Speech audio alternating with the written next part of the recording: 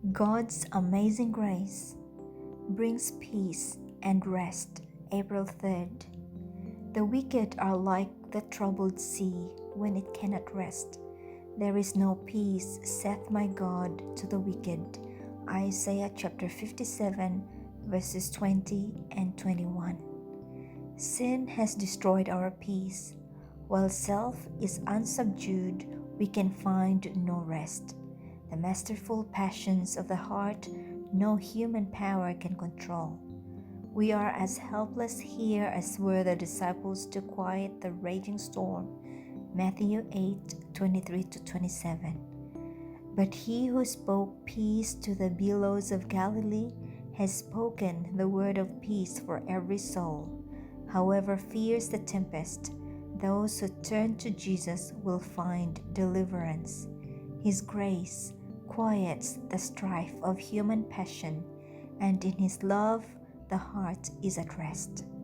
For every soul struggling to rise from a life of sin to a life of purity, the great element of power abides in the only name under heaven given among men whereby we must be saved.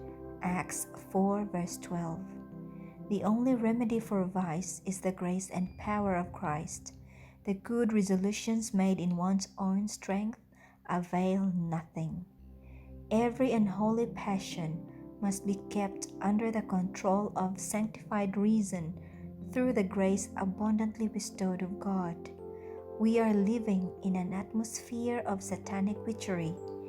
The enemy will weave a spell of licentiousness around every soul that is not barricaded by the grace of Christ.